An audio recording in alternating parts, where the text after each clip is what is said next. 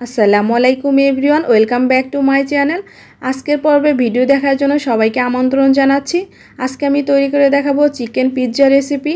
কোনো প্রকার do, east, oregano ছাড়া কিভাবে পিৎজা তৈরি করতে হয় সেই প্রসেস প্রণালীটাই আপনাদের সাথে শেয়ার করব। তো চলুন দেখে নিই। এখানে একটি মিক্সার বলে আমি 4 পিস ব্রেড নিয়ে নিয়েছি। এখানে অ্যাড করে দিব 1 কাপ পরিমাণ লিকুইড দুধ। দুধটা অবশ্যই আগে থেকে জাল করে ঠান্ডা করে নেবেন। এ পর্যায়ে আমি অ্যাড করে দিব একটি ডিম, দিয়ে দিব হাফ কাপ পরিমাণ সুজি, হাফ চা চামচ চিনি দিয়ে দিব আর স্বাদ মতো লবণ দিব। এই উপকরণগুলো দিয়ে ভালোভাবে নেড়ে চেড়ে মিক্সড করে নিতে হবে। এভাবে একটু ভালোভাবে নেড়ে চেড়ে একটি মিশ্রণ তৈরি করে নিতে হবে। যখন দেখবেন মিশ্রণটি তৈরি হয়ে গেছে, ওই পর্যায়ে ঢাকনা দিয়ে ঢেকে 10 মিনিটের জন্য রেস্টে রেখে দিতে হবে। এর ফাঁকে আমি চিকেনটা রেডি করে নিব। এখানে আমি হাফ কাপ পরিমাণ চিকেন নিয়েছি, হাড় বাদ দিয়ে শুধু সলিড মাংসটা নিয়েছি। দিয়ে দিব হাফ চা চামচ আদা বাটা, হাফ চা চামচ রসুন বাটা, দিয়ে দেব 1 চা চামচ লেবুর রস, স্বাদ মতো লবণ দিব আর হাফ চা চামচ মরিচের গুঁড়া দিয়ে দিব। হাফ চা চামচে একটু কম গরম মশলা দিয়ে দিতে হবে আর 1 চিমটি গোলমরিচ গুঁড়ো দিতে হবে। এই পর্যায়ে অ্যাড করে দিব 1 চা চামচ সয়া সস। এই উপকরণগুলো দিয়ে নেড়ে চেড়ে ভালোভাবে মিক্স করে নিতে হবে। তো চুলায় একটি প্যান বসিয়ে দিয়ে দিব অল্প পরিমাণে তেল। তেলটা গরম হয়ে আসলে দিয়ে দিব এখানে ম্যারিনেট করে রাখা চিকেনটা দিয়ে দেওয়ার পর অনবরত নেড়ে চেড়ে এই চিকেনটাকে ভেজে নিতে হবে। এ পর্যায়ে চুলার আঁচটা মিডিয়াম টু লোতে থাকতে হবে। এভাবে নেড়ে চেড়ে চিকেনটাকে ভেজে নিতে হবে যতক্ষণ না এই চিকেনটা সেদ্ধ হয়ে যায়। তো দেখতেই পাচ্ছেন আমার চিকেনটা কিন্তু সেদ্ধ হয়ে এসেছে। এ পর্যায়ে চুলা থেকে তুলে নিতে হবে।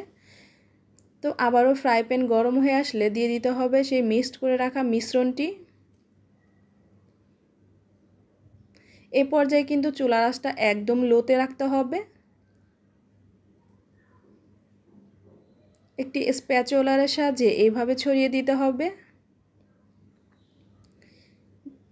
এই পিৎজাটা কিন্তু একবারে মোটা করা যাবে না, আবার বেশি ভাগ চিকনও করা যাবে না। দেখতেই পাচ্ছেন একদম মিডিয়ামভাবে রাখতে হবে, এভাবে ছড়িয়ে দিতে হবে। এই পর্যায়ে ঢাকনা দিয়ে ঢেকে 2 থেকে 3 মিনিট কুক করে নিতে হবে একদম মিডিয়াম লোতে। তো আমার কুক করা হয়ে এসেছে। এই পর্যায়ে আমি উল্টে দিব।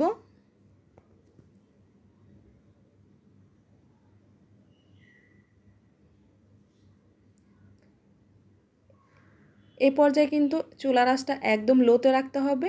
এখন আমি পিৎজার উপরে দিয়ে দিব টমেটো সস। এভাবে ছড়িয়ে দিতে হবে।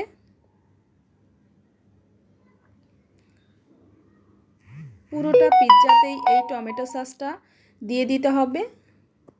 এ পর্যায়ে দিয়ে দিতে হবে মোজারেলা চিজ, দিয়ে দিতে হবে মাংস, দিয়ে দিব ক্যাপসিকাম। এখানে রেড ক্যাপসিকামটা ব্যবহার করেছি, গ্রিন ক্যাপসিকামটাও দিয়ে দিব। আপনারা চাইলে ক্যাপসিকামটা স্কিপ করতে পারেন, শুধু চিকেনটা দিয়েও এই পিৎজাটা তৈরি করতে পারেন। দিয়ে দিব অনিয়ন আর সবশেষে দিয়ে দিব মোজারেলা চিজ। এবার ঢাকনা দিয়ে ঢেকে 5 থেকে 6 মিনিট কুক করে নিব। তো ফিরে এলাম 5 থেকে 6 মিনিট পর। একদম লো হিটে আমি কুক করে নিয়েছি। দেখতেই পাচ্ছেন আমার পিৎজাটা কিন্তু হয়ে এসেছে আর চিজটা কিন্তু অলমোস্ট গলে গেছে। তো আমি পরিবেশন করে দেখাচ্ছি। তো দেখতেই পাচ্ছেন কতটা সুন্দর কালার এসেছে। আমি একটু কেটে দেখাচ্ছি। এই পিৎজাটা কিন্তু বানানো খুবই সহজ, কোনো প্রকার ডো তৈরি করা ঝামেলা ছাড়া, ইস্ট অর্গ্যানো ছাড়াই কিন্তু এই পিৎজাটা তৈরি করা যায়। চাইলে বাসায় একবার ট্রাই করতে পারেন। বাচ্চাদের টিফিনে কিংবা সকালে ব্রেকফাস্টে কিংবা বিকেলে নাস্তায় কিন্তু পরিবেশন করতে পারেন। বাচ্চা বড় সবারই ভালো লাগবে।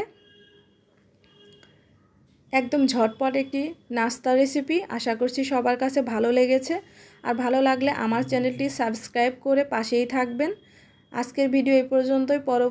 পরবর্তী ভিডিও দেখার জন্য আমন্ত্রণ জানাচ্ছি। আল্লাহ হাফেজ।